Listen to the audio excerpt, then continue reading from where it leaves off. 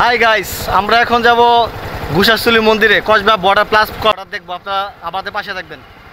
Guys যাবো কসবা, রওনা হয়েছি। কসবার মতো ভালোই দেখলাম, রাস্তা ভালো তার কথায়। রাস্তা ভাই একদম ফ্রেশ। কসবার পর থেকে ভাই রাস্তা এত খারাপ, আমার জীবনে এই গাড়ি চালা আমি মনে উল্টে 3বার পড়লাম হইলে ভাই। রাস্তাটা দেখেন, আমি ভিডিও করে দেখাইতেছি।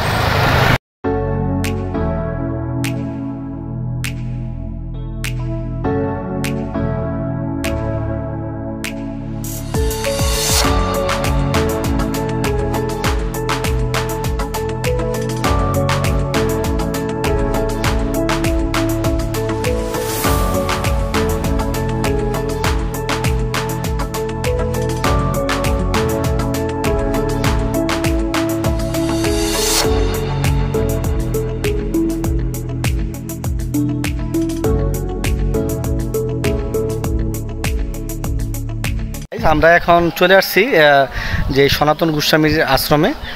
এটা চণ্ডীদার একটা মন্দির, হচ্ছে বর্ডারে, ইন্ডিয়ার বর্ডারের পাশে।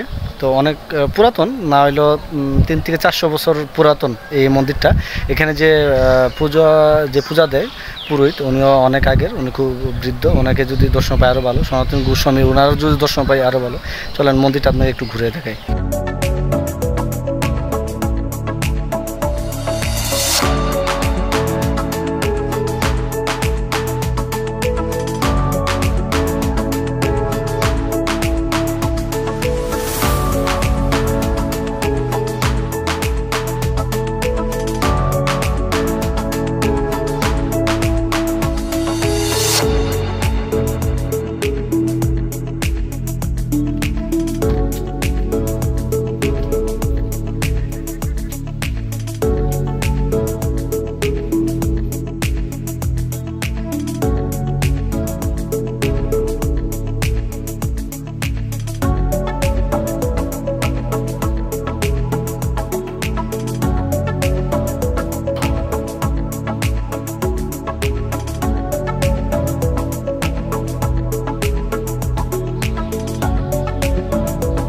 সনাতন গোস্বামী আসলে আমি জানতাম না, এই প্রথম আজকে আসছি।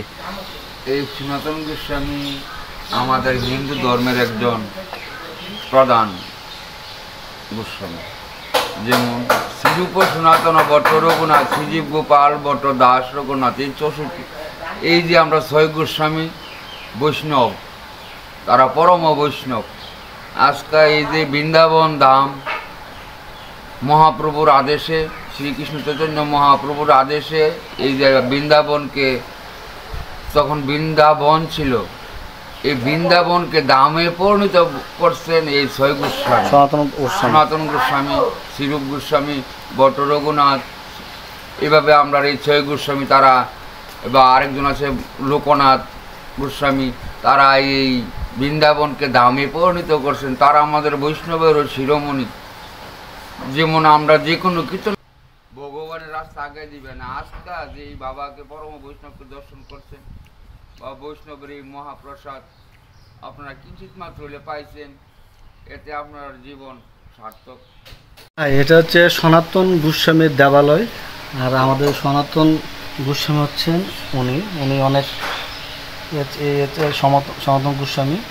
আর এখানে কি আপনি পূজা দেন? হ্যাঁ, আমি নিত্য বাবার পুরোহিত, এখানে পূজা দেয় এই মন্দিরে।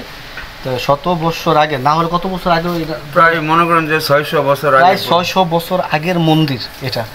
তো আসলে সবার তো ভাগ্য হয় না। আমি আর কীভাবে আজকে ভাগ্য হইলো, আমি আসলাম, ভগবানের একটা উসিলা। এটা মন্দিরটা দেখেন, মানে হচ্ছে সনাতন গোস্বামী।